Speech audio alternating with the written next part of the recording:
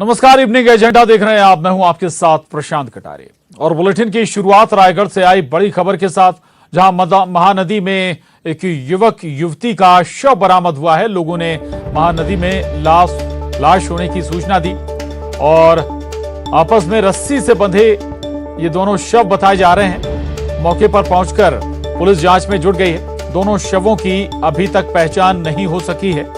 सरिया थाना क्षेत्र का ये मामला बताया जा रहा है।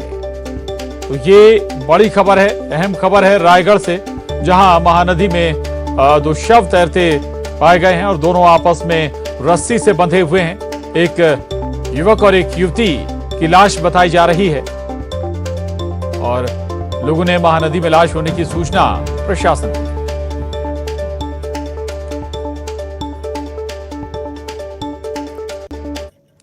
रायपुर से बड़ी खबर है। चाकू से हमला करने वाले 2 आरोपी गिरफ्तार किए गए हैं। आपसी विवाद को लेकर चाकूबाजी हुई थी। पुलिस ने आरोपियों से चाकू जब्त कर लिया है। टिकरापारा थाना क्षेत्र का मामला है ये बड़ी खबर रायपुर से है। चाकू से हमला करने वाले 2 आरोपियों की गिरफ्तारी हुई है। आपसी विवाद में बताया जा रहा है कि ये चाकूबाजी हुई है और पुलिस ने अब आरोपियों को भी पकड़ा है, साथ ही उनसे चाकू भी बरामद किया है। दरअसल राजधानी रायपुर में चाकूबाजी की घटनाएं थमने का नाम नहीं ले रही।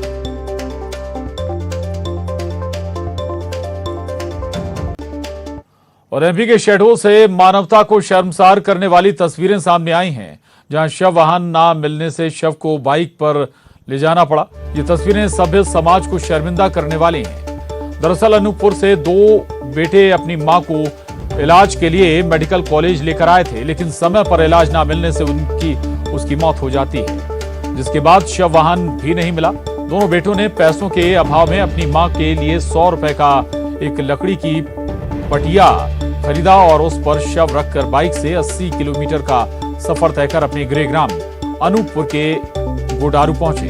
इधर मेडिकल कॉलेज के डीन ने कहा है कि वार्ड बॉय ने शव वाहन के लिए पूछा था, लेकिन उन्होंने कहा कि उनके पास वाहन है।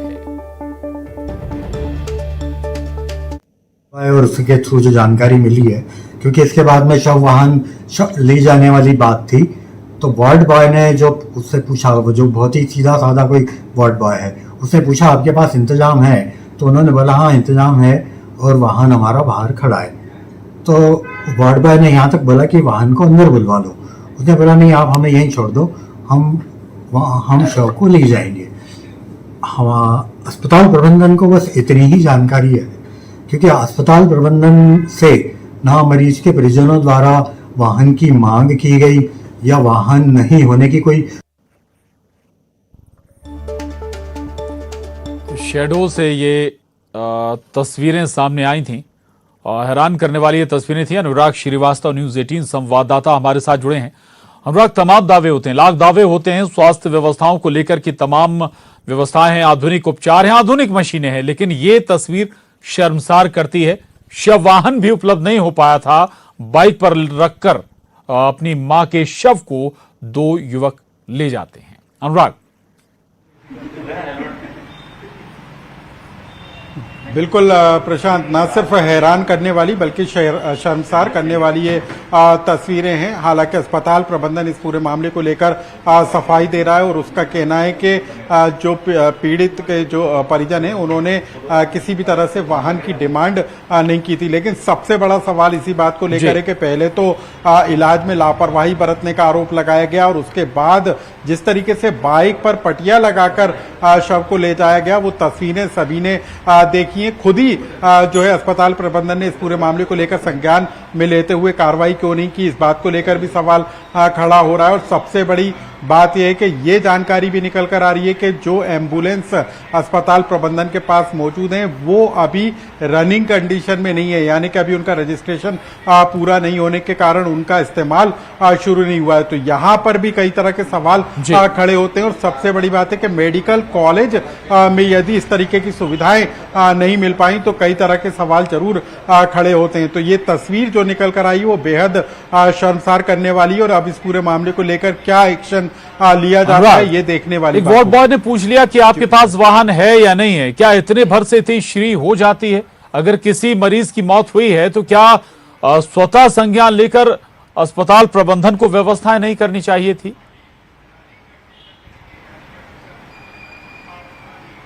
बिल्कुल करना चाहिए थी प्रशांत। यदि किसी मरीज के जी। पास उसके शव को ले जाने के लिए कोई व्यवस्था नहीं है, क्योंकि बताया ये जा रहा है कि एम्बुलेंस की मांग करने पर उससे कुछ राशि 4,000 रुपए की राशि मांगी गई थी, जिसको देने में जी। वो असमर्थ था, और यही वजह थी कि बाइक पर शव रखकर उसको ले जाना पड़ा। हैरत करने वाली बात यह है कि अस्पताल के बाहर से वो इस तरीके से शव को ले जाता रहा और किसी ने उसको टोका नहीं, और किसी ने भी इस तरीके के इंतजाम करने के लिए हाथ आगे नहीं बढ़ाए ताकि उसकी जो शव है उसको सुरक्षित तरीके से वाहन के साथ उसके परिवार या उसके गांव तक ले जाया जी। जाए। तो कई स्तर पर चूक निकलकर सामने आ रही है। पूरा मामला जांच के दायरे में भी आता है कि इस पूरे मामले में ठीक है। जांच कराई जाना चाहिए कि वाकई में कहां पर जी। किस स्तर पर चूक हुई है। यदि एम्बुलेंस थी और नहीं दी गई तो उसके में भी कौन दोषी है, उनके खिलाफ भी कार्रवाई करने की जरूरत है।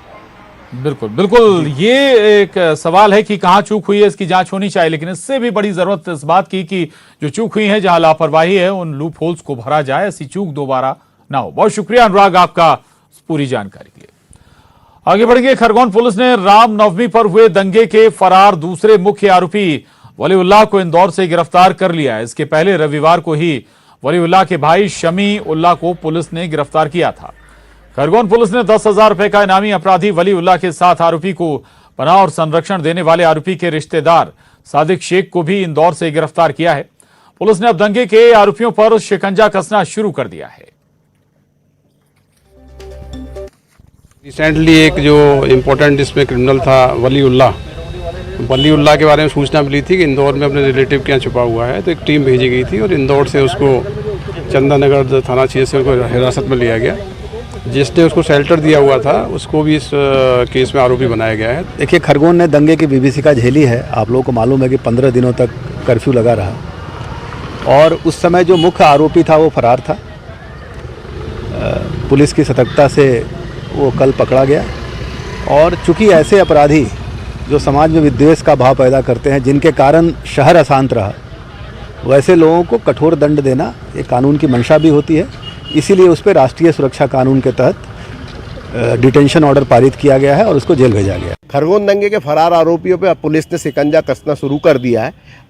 लंबे समय से फरार चल रहे समीउल्लाह और वलीउल्लाह को दोनों को गिरफ्तारी की गई। दोनों भाई हैं और दोनों की भाइयों की रामनवमी के दौरान जिस प्रकार से पथराव, आगजनी और हिंसा की जो घटना हुई थी उसमें मुख्य भूमिका मास्टरमाइंड भी पुलिस इन दोनों को ही मान रही है। तो इसको लेकर पुलिस को बड़ी सफलता मिली है। इसमें खास बात यह है कि जो वसीउल्लाह जो इंदौर से गिरफ्तार किया गया था, जिसको उसके रिश्तेदार ने ही पनाह दी थी, पुलिस ने उसको भी आरोपी बनाया और पुलिस ने उसको भी हिरासत में लिया। अब पुलिस और प्रशासन का कहना है, विशेष रूप से एसपी धर्मवीर सिंह ने बताया है कि अब हम जो आरोपी हैं दंगे के आरोपी, उनकी संपत्ति को लेकर भी पुलिस और प्रशासन कार्रवाई करेगा।